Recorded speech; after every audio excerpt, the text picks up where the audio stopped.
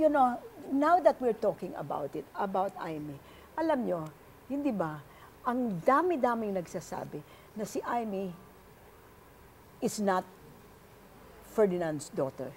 That she is Lacson's daughter because she looks like Lacson and you were Ano Miss naman ang Manila. Lacson? No, I just want you to lay it to rest because you were married in May 1, 1954 and she was born in November 1955. So you were already married. What? I mean, ano kaya ang dahilan kung bakit hanggang ngayon sinasabi, naku si Amy, anak ni Arsenio Lacson. Bakit Paano naman? nangyari yun? You never heard that? You never heard that, that there was talk?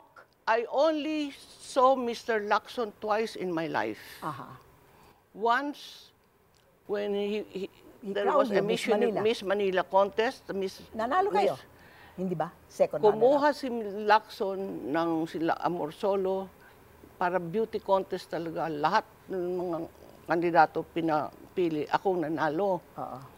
Pero si Arsenio, yung in charge ng international beauty contest, meron siyang money contest. Meron lumabas doon. Tapos ang sabi ni Lacson, kung anong desisyon ng mga artist, yun ang kunin si Imelda. Sabi niya ganyan. Sabi ko, kasi at lalo na, mas maganda naman ito kaysa doon sa nanalo sa pera. Yun lang. That's the only And that's time. the only time you met him? The only, And yet, twice. Wow, I've heard that so many Because- times. And I said, ano ba? This girl was born in November 1955. You were married in May. Talaga. 54. Oh, 54. I know. Oo. And then, at saka, at hindi ako, You were not fooling around. And I never fooled around. Yeah. Malinis ako. Hindi ako. No. You were not. Ang stricto ng tatay ko. Ang But your tatay was ko, dead already. Ay, hindi pa yung dead. Namatay ang tatay ko. May asawa na ako. At saka ang tatay ko, my elder sister, You were puro not living with spinster. him, you were living with Danding. No. My elder sister, isa doktora, isa nun, isa abogada, puro spinster. Kasi anim kami Puro spinster? Puro spinster. Maganda ba Stricto ang sila? tatay ko. Lahat sila magaganda kasi ang nanay nila mestiza. What about your grandchildren? Ilan ang grandchildren nyo? Para sa akin, yung grandchildren ko, walang kasalanan. Lahat gwapo, lahat magaling, lahat lalaki kasi. Talagang, hindi, basta mahal ko yung wala. Does Bongbong have 3 boys. 3 boys. At Amy saka has yung 2 eldest, boys. ang eldest ni Bongbong, is taking international law. Oh, wow. And he is in So you have London now. 5 grandsons. 8. Sinong tatlo? Anak ni Amy. Irene. Irene si dalawa. Dalawa si Irene, si Irene, 3 si Bongbong. Oh, 3 si Amy. ganon. 3. Tapos, All boys. all boys. Wow, hindi kayo nagpamana ng inyong ganda. Ay, naku po. Kita mo na yan? Di lalo nang makakahanap sila ng ganda. Mrs. Marcos, yung beauty ninyo, anong ginagamit nyo? Hindi ba nagagamit kayo ng cream? Anong cream ang ginagamit nyo? For the last 50 years, siguro, Pond's. Pond's cleansing cream, ganun ba yun? Oo, cleansing cream. Oo. Linisin Wala na lang. kayong ginawa? Wala na. Hindi kayo gumagamit ng coconut oil or olive oil. Hirap yun, allergic ako. Tayo muna, yung inyong mga, sa katawan ninyo, do you have massages every week? Nagmamassage ako. Pero sa awa ng Diyos, alam nyo, tingnan nyo, wala yung stretch. Kala mo, 18-year-old yan, oh. O, tignan ko nga. Oh, yan, oh. Oh, wow. Wala. Sus, 84 yan. At tapos, ang maganda pa, nung nagpa-check up ako sa dentista ko nung isang araw, alam mo ba, kasi medyo sumasakit ng konti yung ngipin ko. Yung pala, merong tumutubo na wisdom tooth. At 84, di is ba? that a fact? Yeah. Sino? So, your wisdom has come to you at last. At last. Ayun. Hindi na ako magiging pasaway.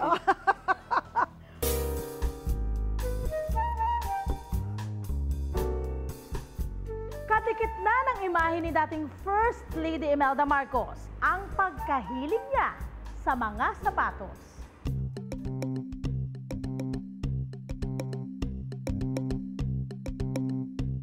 Mula sa kanyang koleksyon ng 3,000 pares na mga sapatos noong rehimeng Marcos, 800 dito ay matatagpuan ngayon sa Marikina Shoe Museum. Actually po, nirequest po ng local government of Marikina kay First Lady Imelda Marcos yung mga natitirang pair of shoes na nasa kanya. Magkahalong international at local brands sa mga sapatos ni Imelda. Nariyan ang Ferragamo, Givenchy, Chanel at Christian Dior. Mayroon din siyang mga sapatos na gawa ng local manufacturers sa Marikina.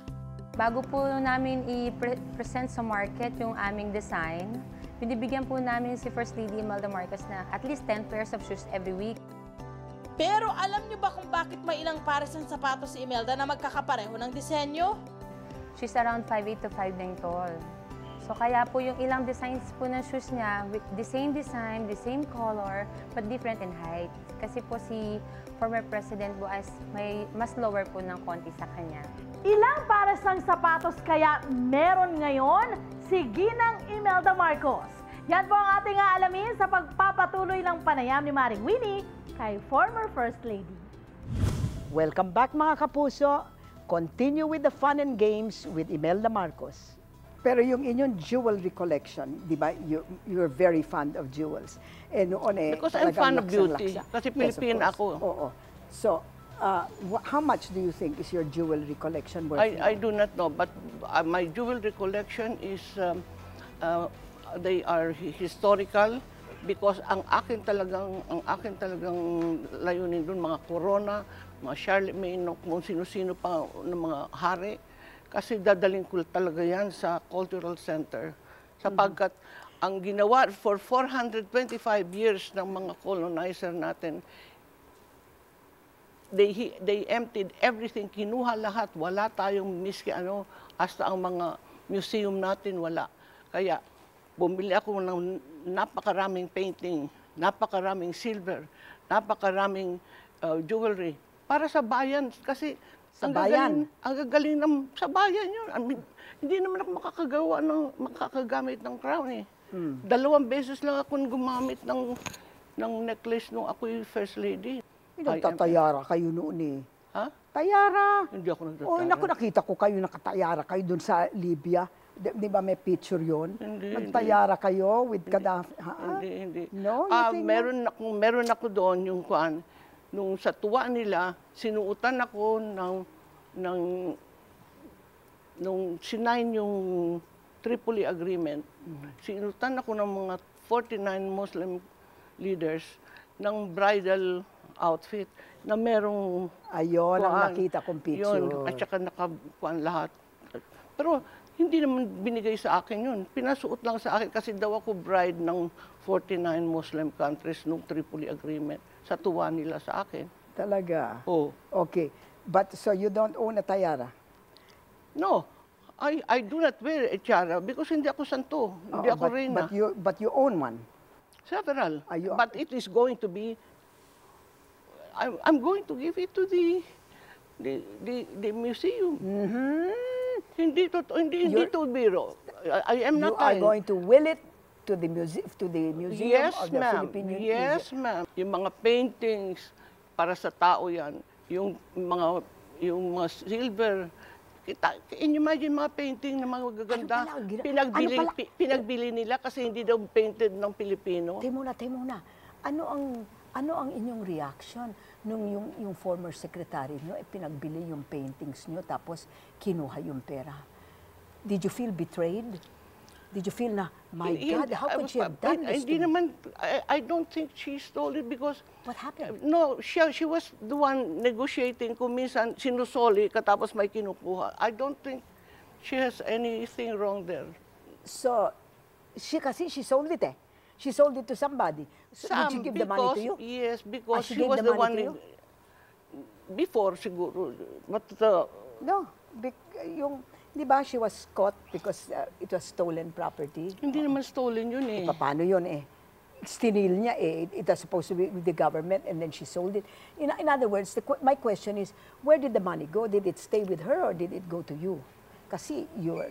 I don't know because she was yung para bang siyang enkargada, yung ayusin mo ito, babayaran ito, may kulang dito, may kulang dito. Hanggang ngayon, you still have faith in her na she was not trying to cheat you I or think to so. cheat. Personally, meron ba kayong paintings of your own that is with you now? Kung ano man ang meron akong painting sa akin ngayon, kasama yan sa kaso, nakalista yan sa kaso sa Amerika, libre na yan ng any criminal act sapagkat kasama yan sa kaso at I won the case of the century in New York. That was all listed, the And that was all jewelry, the yours. painting, that's not stolen. When did you get this obsession? Pardon me for calling it obsession, but this desire for shoes. No, I have no desire. What for do you 3,000 pairs of shoes and you have no desire? How can you say that? Alam ninyo, the reason for that was because I was promoting the shoes of Marikina. Na ang Marikina was Mrs. earning... Marcos, please, your shoes were mga Charles, whatever, Jordan, and No. how can that be shoes No. of Marikina naman? Winnie, nagkukuhan ako, bumibili ako ng mga imported para parang example naman sa mga local shoes para maging world class. So ngayon, how many pairs of shoes do you have in Siguro your mas closet? marami pa sa 3,000. Ngayon, Kasi naawang mga tao sa akin, wala na akong sapatos. Pinagbili na ni Cory at kung saan-saan na ginamit. so you have now more than 3,000. Baka mas Bakit kayo nakasapatillas na ganyan? Paano natalisod ako eh. But usually you will wear the shoes that were bought. Pero How many of those shoes in your closet are foreign made and how many are locally made? kayo kasi mga regalo, mapaka 50-50. Ganon. kasi- Ano ang favorite niyong sapatos? Yung malambot. Ang favorite kong sapatos is Padril kasi I'm a working lady. I Yung have never canvas. seen you in espadrilles. Yes, my dear. Because you have not seen me enough. Really? So this thing about your 3,000 shoes is grossly over-amplified, masyadong na-exaggerate. Pero na-exaggerate kasi gusto nila sirain ako. Pero hindi. Naging plus para sa akin kasi when the world went to Imelda's closet to look for skeletons, they found no skeletons in Imelda's closet, but beautiful shoes made by beautiful Filipino people. So maraming salamat. We all know, we have seen Imelda. Believe it or not, we have seen what she is. Kayo na lang mag-decide. Wise virgin ba siya o foolish Hindi virgin? naman foolish, pasaway lang. O, o pasaway. Ayan, kayo na lang ang maghuhusga niyan.